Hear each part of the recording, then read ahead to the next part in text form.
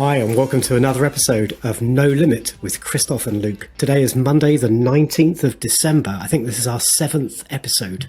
Krzysztof, how are you doing, good buddy? I'm doing well, Luke. It's cold and rainy and drizzly on the outside here in Austin, Texas, but on the inside, I'm feeling warm and festive.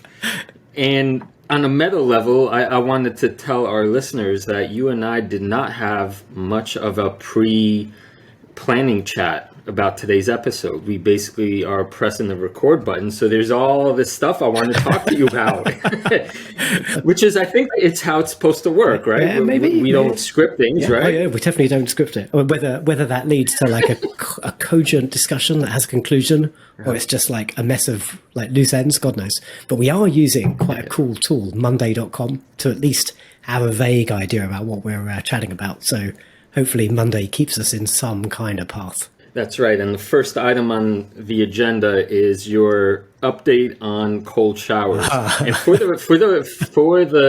record, you and I are predominantly getting to know each other on the deeper level via these conversations, right? I mean, I only joined the 7 investing team in July, and our internal Slack conversations are mostly investing related and analysis and stuff, but this one-on-one level is just developing, and I could not tell ahead of time whether you would actually go through the cold shower experiment. Now, that said, based on what you told me, you've done this stuff before, right? And you ride motorbikes. Self-experiment. Yeah, self-experimentation. Yeah, that's right. So there was an element of faith I had that you might actually go through with this. Right. What's the word? Among the worst experiences of my life. You're welcome. Yeah. Merry Christmas.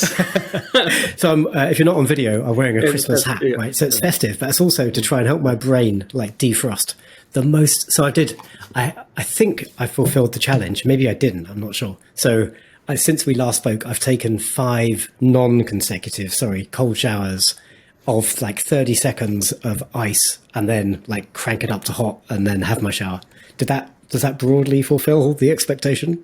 No, it fails. It fails and I didn't do it because that's what I did. Yeah, no, we have to go back to the drawing board, back to day one. Well, let me tell you my experience of doing that, and then you can tell me what I was supposed to do, and maybe what I was supposed to do is better. But I sense it was probably worse. Maybe I've got the watered down experience. So I did that. So and I took my 5th cold shower like an hour before the podcast, and I've. Not for public broadcast, I'm sure, but I sent you an audio recording on Slack of the shower and me cursing you mid-shower. I did double check there's no video on that because the camera was pointing at me.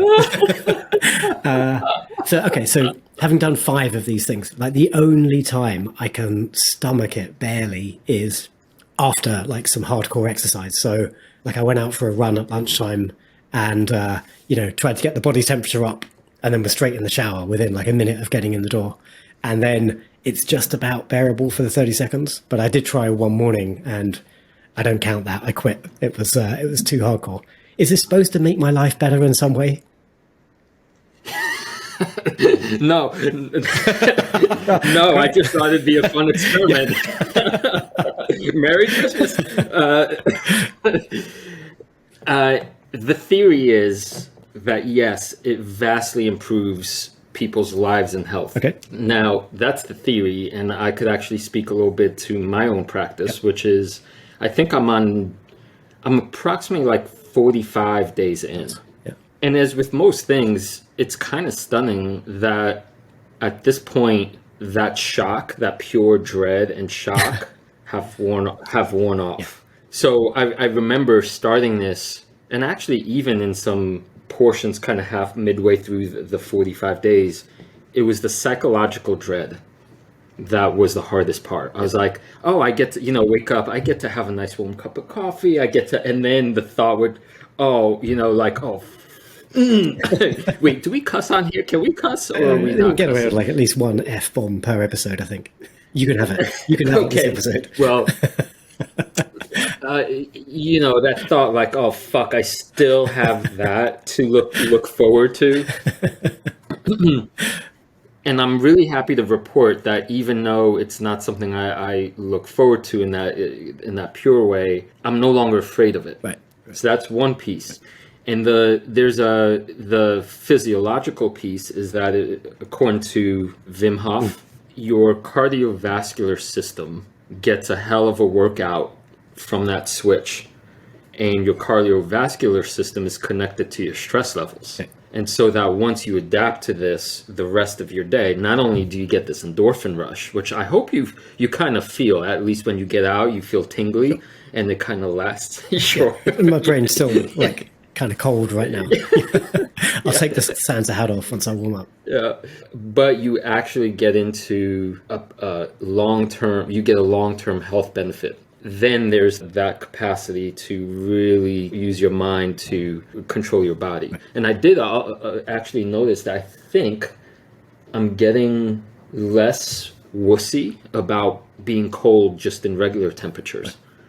Like once that, a cold wind comes down, and typically there's the like, oh, I'm so cold, this is terrible. Now I'm feeling like, oh, like, okay, cold wind, like there's that mental game piece of it, which I could feel. So is this something you're going to continue forever? Well, big question, so. But for for the foreseeable, for the next 45 showers, let's say. I'll answer it this way. There was a day when I had every reason in the world to skip it because I went on a cold run. My hands were frozen. I was like, the excuse in the book was, I already did it. And then I thought about, is this a legitimate thing, or do I want to continue on this path? And I chose to continue on the path. And I was really, really grateful that I did. One quick potential correction is that, I don't know if maybe I misspoke the directions, but according to Wim Hof, what you should do is you should turn the water on hot first. Oh. So whether you've exercised or not, you start hot. Okay. And then you go cold. And you have then the entire cold shower cold. It's not just 30 seconds of pain and then back to hot. No, you end your complete shower with the cold. Okay. And so you start with 15 seconds, then 30 seconds, then up to about 2 minutes. Okay. All right, let me give that a go. That's different to what I've been doing. That's the inverse of it. I'll give it a crack. But not as a challenge, or just out of interest to see if it is any less horrific. Yeah, that's right. And I could see why that would make a big difference, because if the first thing you're doing is entering that cold shower, yeah, that's not fun. Yeah, right. No. Okay. So maybe you did this although, I mean, the shock is greater, right? Going from really warm to cold. Yeah. But then that's a pure, like, mental thing. Just so one thing I have learned is I've got like a bunch of bathrooms in the house, like the ensuite, the one I normally use in our bedroom. I didn't realize, like, I've had it on like nice warm toasty for like, I don't know, 5 or 6 years. It's never got turned down below a certain temperature. The first time I tried to take a cold shower, I tried to turn it down, and like all this dust and like shit came out of the bottom of the thing. I was like, fuck, I don't want to turn this down any further. This thing comes off in my hand. I've got a major plumbing incident. So I've been using like the main bathroom for my cold showers. But that's how little I experience the cold. Well, hey, congratulations. I mean that. I don't want to maybe overstate this, but to really experiment in this way, that's a brave thing to do. Thank you for pushing me into a dimension I hadn't experienced so far. Ho, ho, ho. Oh, it's indeed. the season of giving. Very good. All right. Shall we let Monday take us to our first big topic of the day today?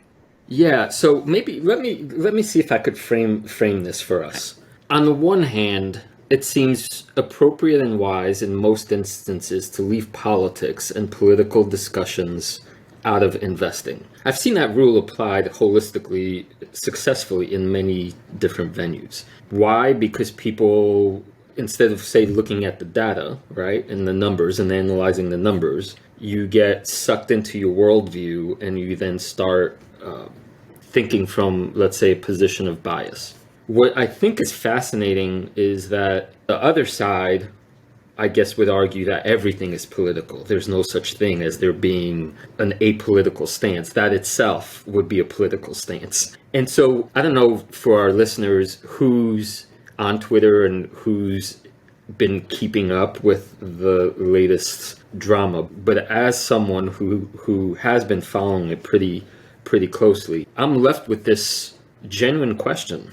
That is Elon Musk's swerve into the political, in an obvious political arena, because the topic is about political biases, is this swerve ill-advised, ruinous for Tesla, or divisive for the country, or the highest good, or whatever? What have you observed? I'm going to lean on one of your words there, ill-advised. And if you haven't been following the news cycle in the last couple of months, what we're talking about here is Elon making an offer to buy Twitter, being forced to go through with the purchase, and seemingly having bitten off more than he can chew, and their policies being like flipped almost weekly. One foot in, one foot out with Twitter Blue, some kind of wild stuff that makes it fairly clear in the last couple of days that his version of like unmoderated chat maybe isn't the same definition as the dictionary definition of unmoderated.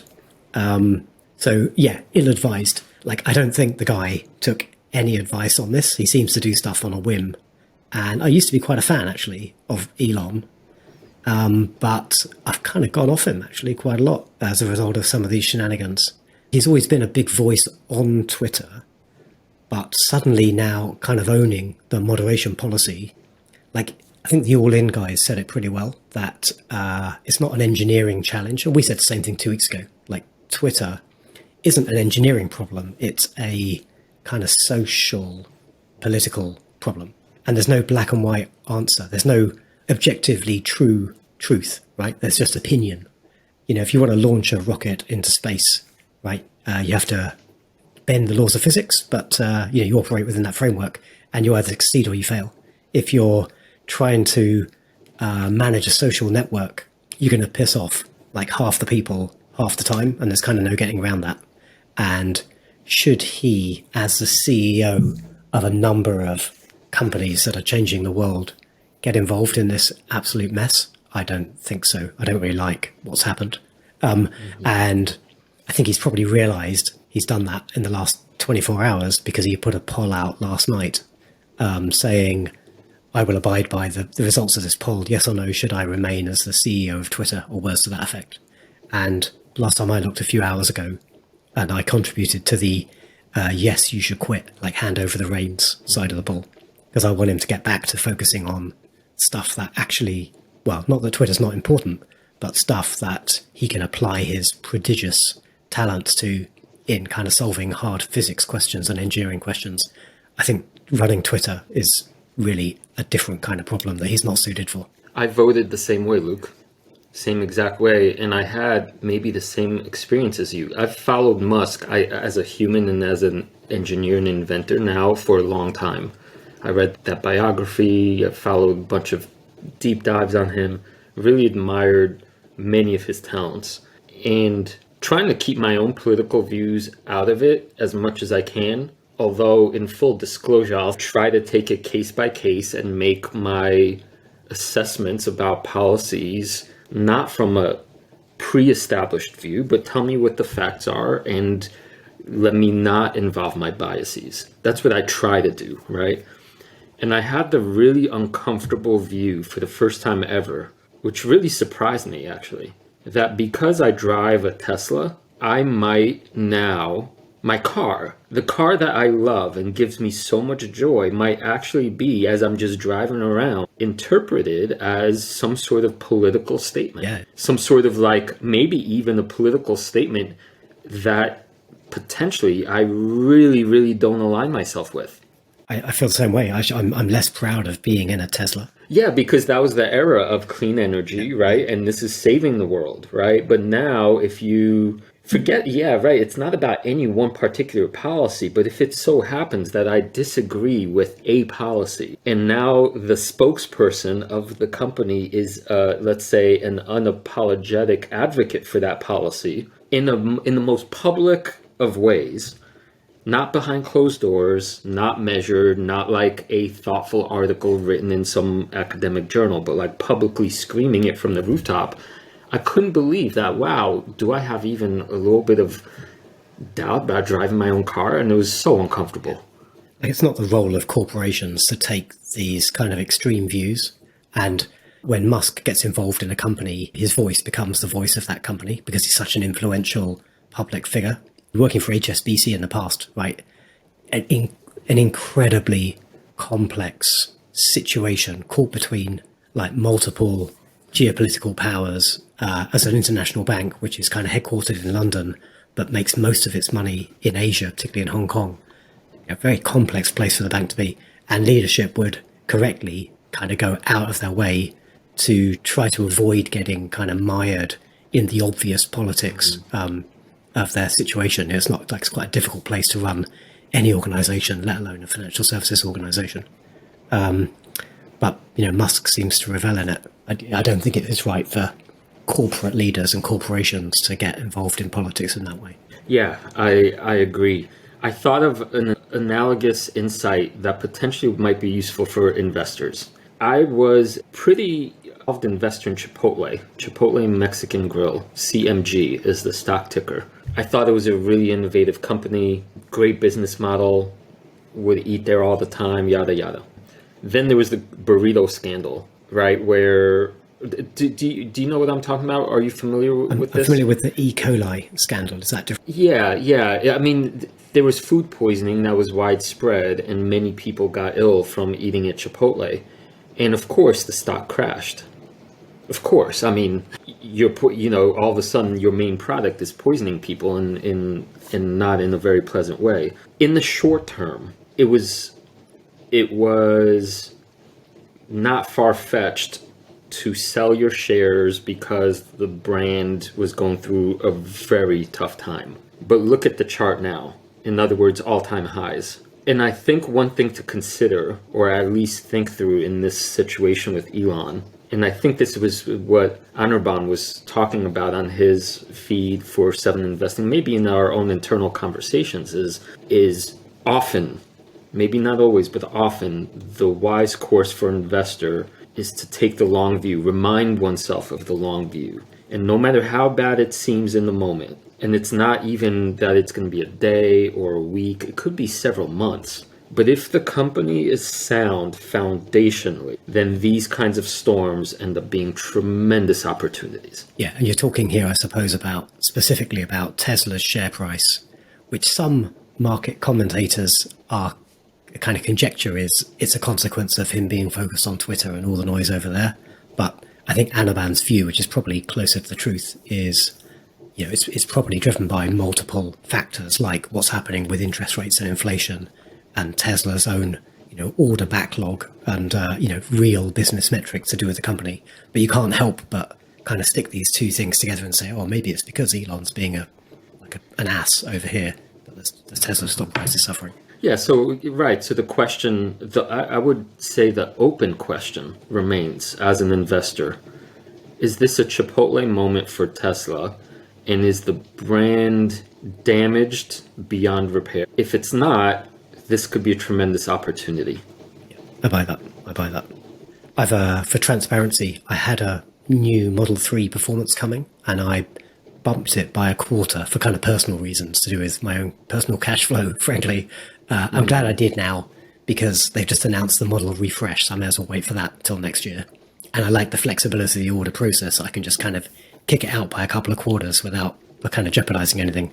But I am, I do feel kind of slightly relieved emotionally that I'm not giving money to Tesla right now.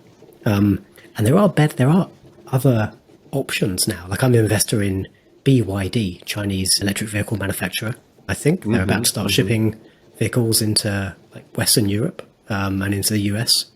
There are a bunch of other quite compelling options from some of the other manufacturers. But then, at the same time, Tesla have got all these other arms. The one that's probably nearest to hitting the production line, I suppose, is the Semi. Seen quite a dramatic, successful test of that on a 500-kilometer journey recently.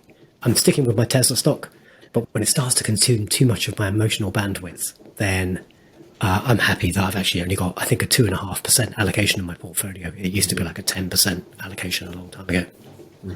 Yeah, it's just maybe to end in this particular topic, it just can't be a good thing if you're putting your investors into an emotional blender, Right. right? That just can't be good. Okay, we agree on that at least.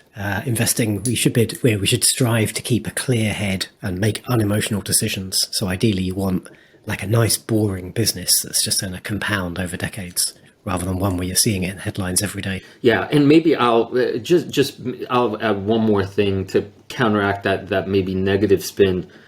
It still also remains true that the Tesla as a materialistic object is still the one thing I own that continues to give me joy every time I use it. The joy of not just the safety and the performance stuff, but to make a product that is that, I think, the happiness quotient, say, is also important to keep in mind. So it's such an ambivalent space we're in with regard to that one leader and that one product. And man, I guess I have so much more to say, but I don't want to drone on in this. Luke, last question about this.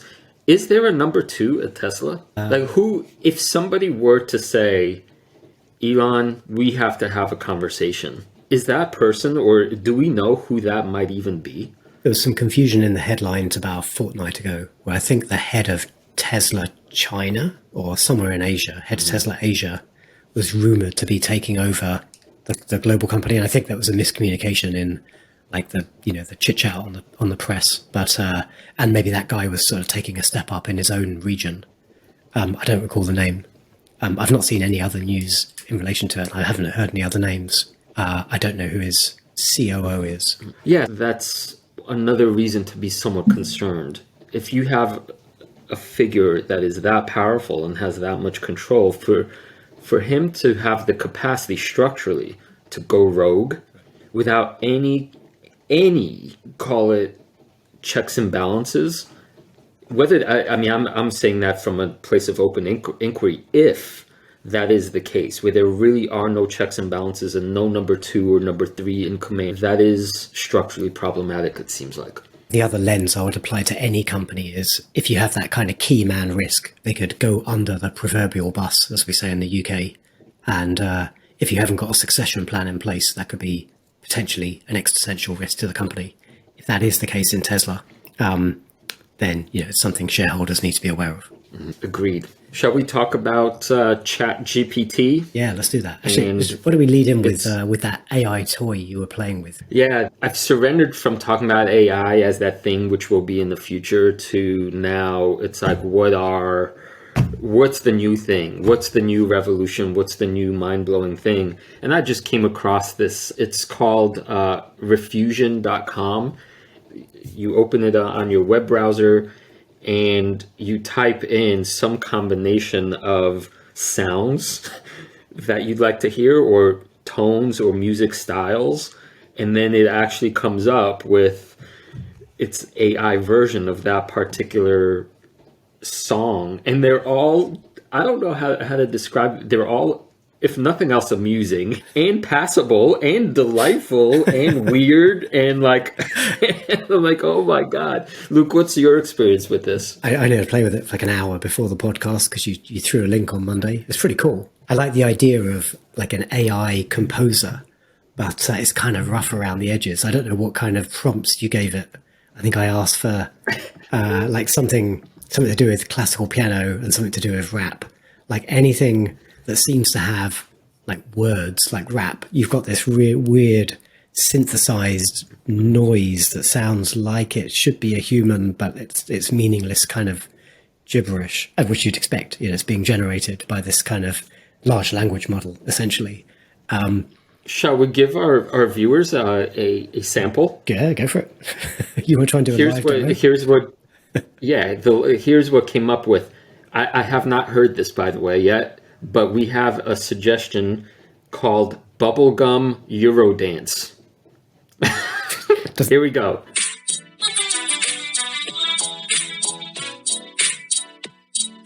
It's just like, it feels like Internet 1.0, where, it's like this, wow, oh my God, but everything looks so crude and MySpacey and,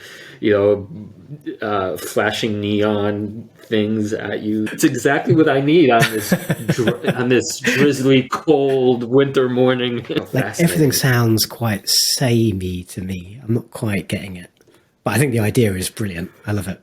Yeah, let the AI and robot know. Yeah, Where's your creativity, man? Where's your humanity? So creativity and AI. So we were going to chat about, let's go a bit deeper. We were going to chat about GPT and the question as to whether it poses a threat to Google. What do you reckon? I am not an expert on this. I have done a minimal amount of research. I was surprised to consider the possibility that Google might be in the crosshairs of future AI. And it gave me pause, and I thought, okay, well, how could that be? I think the theory is that something like ChatGPT will become commoditized over time. But that's not the hard part. Well, at some point it won't be the hard part, just like internet websites were not hard over time. What will differentiate the products is the quality of the data set on which it's based, right? And so if you have access to some particular silo of data, and that's what you build your robot on, then that will be proprietary and be able to do magical things that nobody else can, right? But then that got me to thinking, in the sense that, what is Google? Google is a kind of information aggregate. It takes a pool of info, ranks it according to some algorithms, and then sells advertising based on the ranking, right? Yeah, make the world searchable. I think that might be part of their mission. That's the base. I mean, that's the maybe very base layer of this company. So if data becomes available to all these other kinds of machines, call it, or I don't even know how to address it, I guess, AI, algorithmic, machine learning conglomerates, and that these models are now trained in a way that is more sophisticated than, say, what Google is doing, then what will prevent, however many years down the road, a brand new company setting up shop saying, we're a company that uses AI search in all these ways, plus we're doing something that Google can't, and advertise with us? I mean, that's... There's like that Google can't. Let me jump in there with a bit of rebuttal. So Google certainly can, right? They own, there's two things happening in Google, I think. There's probably hundreds of things, but two that are notable.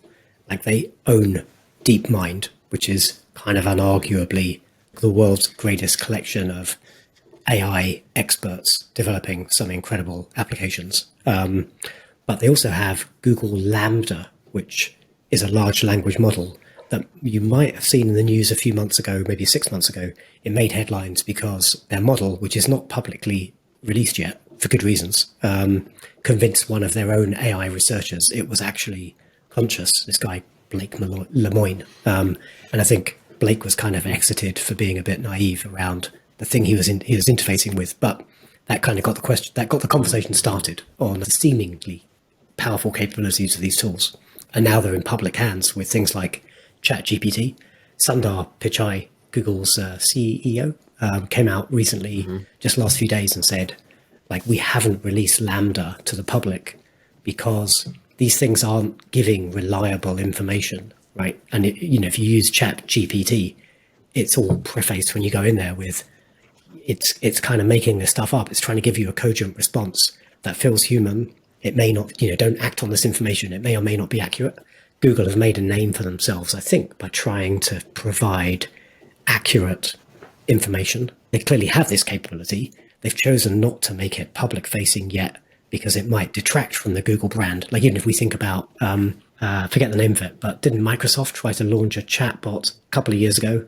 They put it live and it became like a flaming racist within like 2 days because it had been trained on like some data set that's kind of out there from 4chan or something. So they're trying to be responsible about it. So I do think they've got the capability. And I think when they finally integrate it into like the Google interface, we go to the search page now, they'll do that in a fairly thoughtful way that will add a lot of value. So I don't think they're going to get displaced by this, but I think we certainly will see that kind of natural language.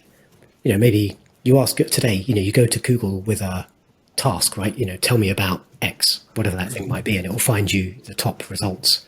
Maybe the step beyond that is then you could actually have a dialogue with the Google search engine about those things and maybe have a conversation rather than just kind of going straight to the source or something perhaps unimaginable. I do like this direction of travel. I do think these large language models have a lot of power and are just going to get more value from human time and make seemingly all roles now, whether they're engineering or artistic, more effective, because they'll kind of accelerate what we can do because they brought the interface up to like a more human level.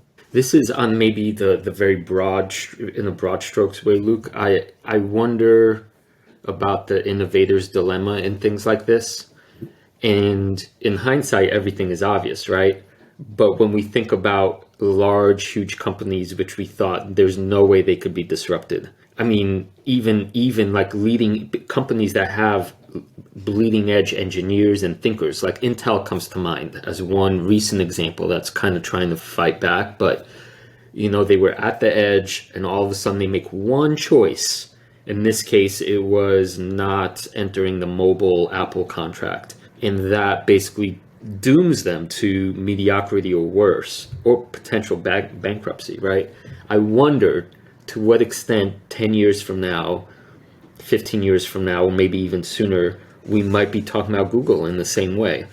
Despite, your case is, I think, a strong one, that Google is actually on the edge and forefront of AI, so hopefully they won't have a blind spot around it, but that anything is possible. Good point. I agree. Certainly there's no absolutes in anything of my worldview, and I consider Google to be one of the core components of my own portfolio. It's one of my 6 core stocks, but it's still an allocation that's not going to wipe me out if it turns out they have doomed themselves to mediocrity in the future. Yeah, and it's just a thought that I think all skilled investors need to become comfortable with, that even a company that you allocate in your own mind as the safest of the safe and anchor and pillar, they too could seemingly out of nowhere become disrupted, and you just never know, and you need to keep that in mind. Yeah, totally agree. The power of diversification, important part of the investing framework. Yeah. So are we feel satisfied with that? I think so. We'll welcome questions if you want to fire a query over on Twitter, or find us on the 7 Investing Discord if you want to challenge either of our views we put forward there. Should do a quick mini 7 Investing advert, because we've got something quite exciting happening today, I think, and then we'll get into our conversation about blockchain. Yeah, let's do it. So you and I and our 5 colleagues have been beavering away over the last couple of weeks, and we're putting out our year in review today, I think. It's due to go live this afternoon, isn't it? And this is a kind of look back at all, how many active recommendations have we got now? Nearly 150, maybe more than 150 stocks on the scorecard. 190, I think. 190. We've refreshed our due diligence, and we've put together an almighty update for our subscribers and our members, which gives an up-to-date view on how we feel about each of those companies. So hopefully this is going to be a really valuable artifact for everyone who's signed up today. And if you're not signed up, probably means there's no better time. And I think we're still running our $1 for 1 week deal. If you want to dip a toe in the water, pay $1, go check out at 7investing.com/subscribe and go check out our year in review. Get our expert lead advisor team view on those 190 different companies. And if you don't see at least 1 or 2 in there that interest you and you want to hang around for, well, I'll be shocked if you don't find one. But if you don't, then expire your membership and you're $1 short, and hopefully at least more than $1 wiser. Yeah, and I'll add that a strength of 7 Investing is the breadth of research, and it's painful to know that out of these companies that we've researched, we know there are multi baggers in there. Like, there's no doubt, especially from these price levels. And so the trick, of course, is figuring out exactly which of them they are. But the information is in front of you, right? And so I think it'll be a good experience for anyone who had any curiosity about Seven investing to at least take a look at this report, and if nothing else, allow it to be a really fascinating portal into all of the deep dives that lay behind the curtain. But here's your overview. Here are the 190 companies that we have done a lot of research about. Absolutely. It's a wealth of information. It is. And each of those companies has a conviction rating. So if you didn't have the time to read all 190 updates, just go check out the ones that we're rating as a strong buy right now. Like that's the best of the best amongst that scorecard. And today, at least my strong buys are the companies from my side of the scorecard that I really feel have the highest chance of delivering market-beating returns over the coming years. Yep. Okay. All right. Shall we talk about blockchain, Luke? Yeah, let's do that. This one's been on our list of things to chat about for a little while, and we haven't got round to it. So I'm interested to hear what you have to say. Let's see. I'd like to just first acknowledge that this current moment in the industry is horrific. But I'm a latecomer. I was not around for the previous winters, crypto winters as they're affectionately known. But this one, it just reeks of the worst of humanity. That you take a good idea, what I think is a good idea, and then you watch how power and greed corrupts it. And then the cost of that corruption, massive and systemic. So there's no doubt. And it's kind of interesting to read the headlines asking, was it all a Ponzi scheme after all? That's really, I think, the open question. My own answer to this is, sadly, this is a number out of thin air, but sadly something like, call it 95% of these things probably were Ponzi's. However, all my understanding of the underlying technology, and let's say in the two main cases, in the case of Bitcoin, I really do buy the financial argument for why this particular technology is in fact the best form of money that humans have created. I actually buy that argument.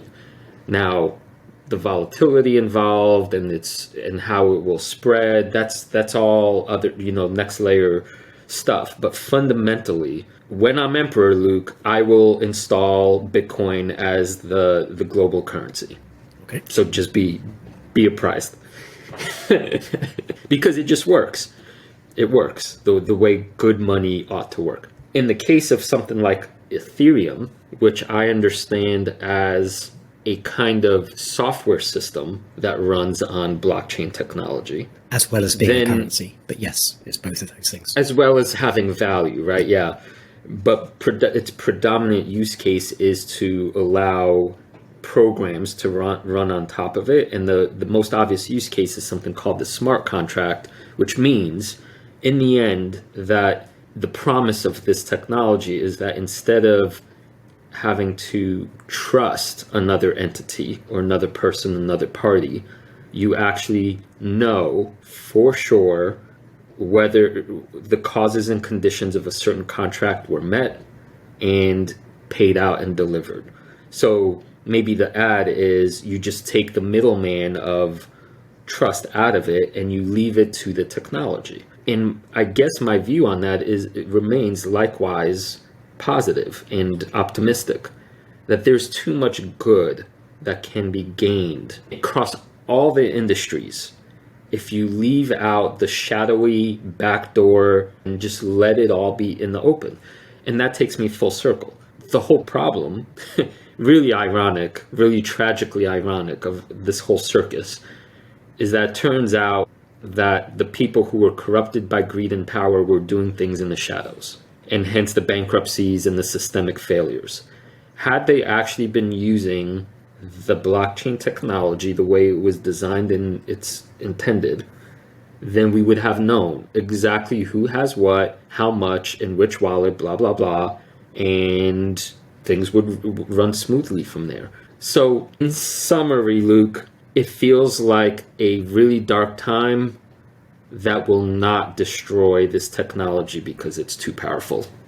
Yeah, I'm with you. And I think you and I both own, a small allocation of cryptocurrency in our own portfolios. And I think we're probably both instinctively perhaps believers that smart contracts and decentralized currency probably is the future.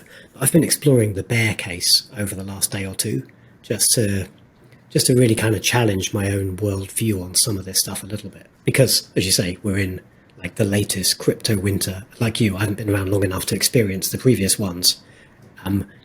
Question mark, is this the end of cryptocurrency? So, in my bear case research, it seems unarguably there's value in blockchain technology to support a cryptocurrency like Bitcoin or Ethereum or many other currencies, some of which are legitimate, some of which are perhaps fraudulent. But from what I'm reading around the bear case, all of these other potential applications around smart contracts, and I was really excited about some of the ideas, I don't have to prove I own my Tesla because there's a licensing authority called the DVLA in the UK, and they're the centralized authority.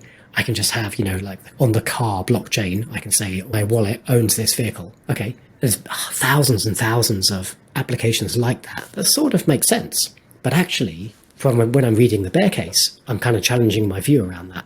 Because are there really any practical implications of blockchain technology outside of money that really actually add anything of real value or real utility? I think I'm possibly playing devil's advocate a little bit, having sort of explored the bear case a little bit. I'm not sure these views necessarily represent my own view personally, but I'm definitely more on the fence having explored it a little bit. Today, performance, transactions per second on any blockchain is many, many orders of magnitude slower than any other traditional kind of centralized authority ledger. But that will improve. I get that will improve. But the question is, is this like a solution looking for a problem? Like if we say, let's explore the car question, like as a blockchain of vehicles, and I can say, I can prove mathematically I own the one that sat on my driveway right now. Like if the DVLA, the licensing authority, made a mistake and my car ended up registered to somebody else, well, it's not like I have no recourse. There's a central authority I can challenge, and there's like a legal framework and contracts, and as a regulatory authority, there'll be various oversight bodies. There's ways I can ensure that the transaction I believe to be true is kind of upheld. If you put all that stuff on the blockchain, a bit like we saw with NFTs earlier this year, it's complex stuff, and maybe it's a function of the kind of immaturity of the market right now. But if you're defrauded, if you sign a contract and you execute a contract, perhaps without fully understanding what you're signing, well, you might lose ownership of your NFTs, or in the future, your car. And the nature of blockchain is, well, who do you complain to? Right? Nobody. And it's, in theory, it's an irreversible transaction. So are we actually just kind of creating a wild west for all markets, where you just don't need to remove the central authority? Actually, the central authority could arguably add some value. Again, I'm putting this challenge specifically outside of the world of money. I'm just kind of talking about everything else. Wow, we could talk about this forever. I don't know if this is addressing your critique, Luke. So forgive me if I really don't respond directly to you. It might be implicit. But let me come back with a positive use case where I think I see in my mind why it will be useful. Let's take the music industry, or rather, let's say any artistic industry, where, and this is my main man Prince was all about this battle, that an artist within our current structures becomes the slave of the corporation to some often derogatory and almost malevolent ways, right? That you can't even sing your own song kind of stuff, right? Right. Well, a more recent example, perhaps for our younger listeners, Taylor Swift. There you go. Thank you, Luke. Thanks for that. So a technology like blockchain, on which NFTs are built, allows artists to unequivocally and transparently see who exactly is interacting with your work, and then can set up a smart contract that says all royalties or whatever, or divided by percentages, like this percentage will go to the artist, this percentage will go to my listeners, and there's not that greedy corporate hand coming in kind of taking away by fiat, if that makes sense. And so in the world of where musicians on Spotify aren't making it, even if their songs are being played a million times, this seems like a clear solution that is not in search of a problem. There's a major problem of, call it, equal distribution that needs fixing. And this particular technology does it. In the future. Yeah. In the future. It doesn't address all problems though, right? You still have music piracy and things like that. Blockchain's not going to magically make that disappear. But you're saying, let's say in the case of Spotify, specifically, like small artists getting paid like a vanishingly small amount of money when their music is discovered and played. Is it really going to make that difference? I think I'm even more optimistic than that. It's not even just about small, medium, or large size artists. I'm thinking like in the most generic term, even say an author, anybody who creates something, a writer, a musician, a dancer, whatever. Let's say that they have people in our increasingly, call it, fragmented world where you obviously your audience is not 8 billion people. It's going to be, let's say, the 1,000 or 10,000 people who really care and love you, right? In those circumstances, and even if it's more, it's still the case that the predominant royalties go to the corporation. What if, via this technology, the artists themselves get to control almost all of the flow of, I think of money as energy, right? The flow of monetary energetic exchange, that anybody who really cares about what I put out in the world, they will receive from me, and they will give back to me via their participation, and that will all be transparent, and it won't suffer manipulation via some outside power structures. And that in the end, this will create a healthy ecosystem of fan and artist with both profiting. Maybe, but maybe also it could be destructive. Maybe I'm not addressing the kind of the blockchain question here, but if you do remove the middle, like this big layer of distributors and publishers, whatever that layer calls themselves, does that maybe make it impossible for us, like a budding author or artist, to get discovered?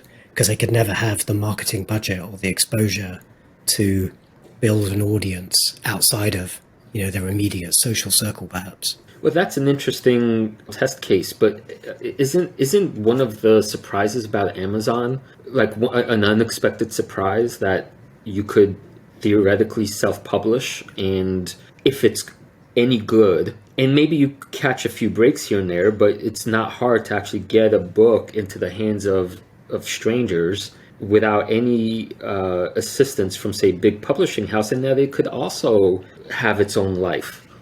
Like, I'm a fan of removing the middleman. That's not a blockchain question. So maybe we've gone off the point a little bit and we've come to a point of convergence.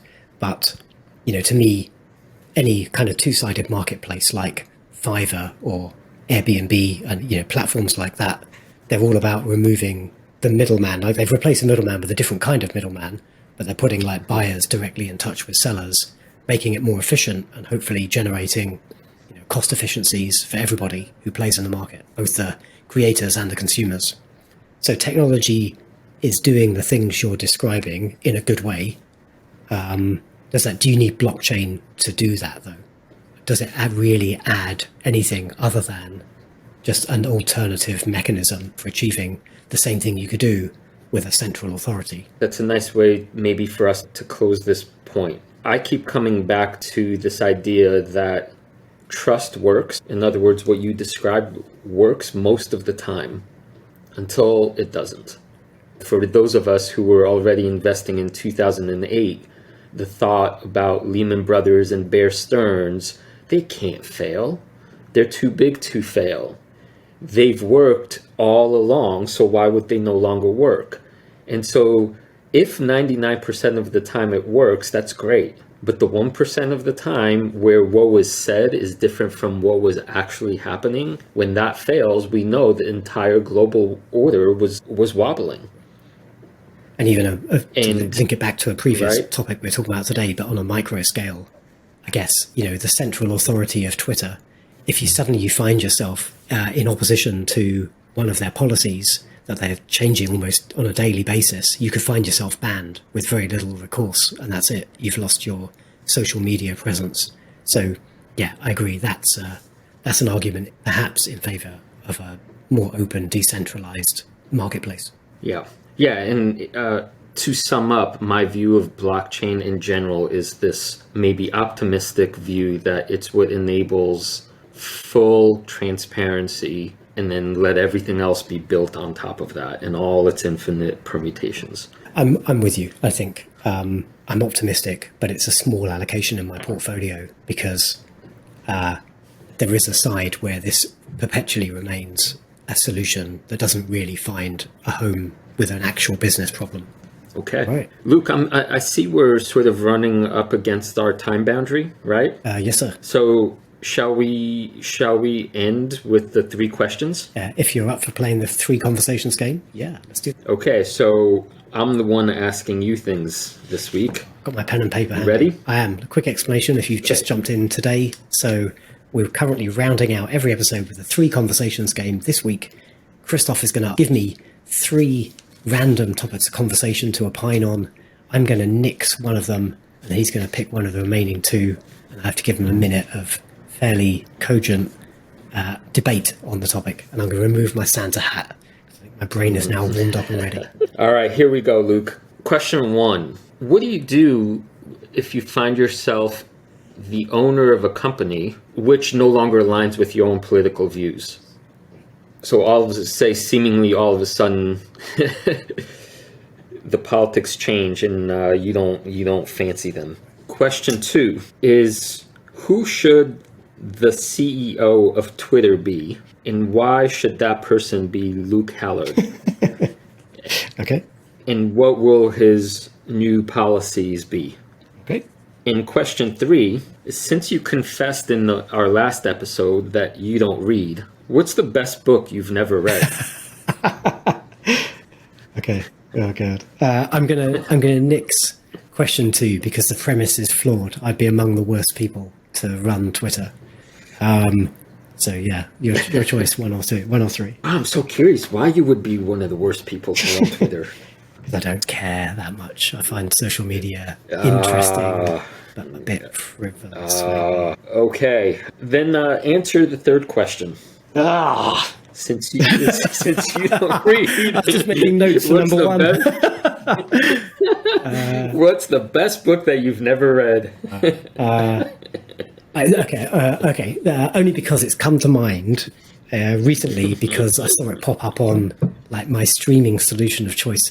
So I am actually able to read, obviously. I made a concerted effort to try and read some classics many years ago, like 10, 20 years ago. And I was close friends with a friend, Renee, who's, she's very well read. She actually now runs a bookshop in Twizzle in New Zealand. And so she said, well, you're struggling with, this Charles Dickens and this other stuff, like they're impenetrable. Go read The Count of Monte Cristo. So I read that. That is an incredible book. And I was thrilled. Like it feels so modern for an old book. And the story is just excellent, outstanding. And so, but there's no good TV adaptation. So I just watched like 2 different TV adaptations in the last couple of weeks, which is why this comes to mind. And I know I need to go back and reread that book. So hopefully that's quite a good high quality answer. Like I have other bad answers. I'll give you another perhaps bad sort of science, because I do like science fiction. That's kind of my sort of guilty pleasure. My wife made me throw out all of my sci-fi books, but there's a really, really good one, which you probably haven't heard of, but I'd highly recommend. So one of my favorite science fiction books, which is quite a short read, and it's really good fun, is something called All You Need Is Kill by Hiroshi something, Sakazuka or something. And it was made into a really good Tom Cruise movie called Edge of Tomorrow, which you may have seen. It's where he's like a army kind of nobody grunt, and then he ends up having to like live the same day over and over, dying and dying and dying. The movie is actually really good. It's kind of a vague adaptation of the book. The book is outstanding. So that's my kind of my edgy sci-fi recommendation. All You Need Is Kill. But if you want quality, Count of Monte Cristo. Count of Monte Cristo. Wow, I would never have guessed that answer. Wow, right on. Oh, that's amazing. I was actually in the bookstore. I'm always in the bookstore.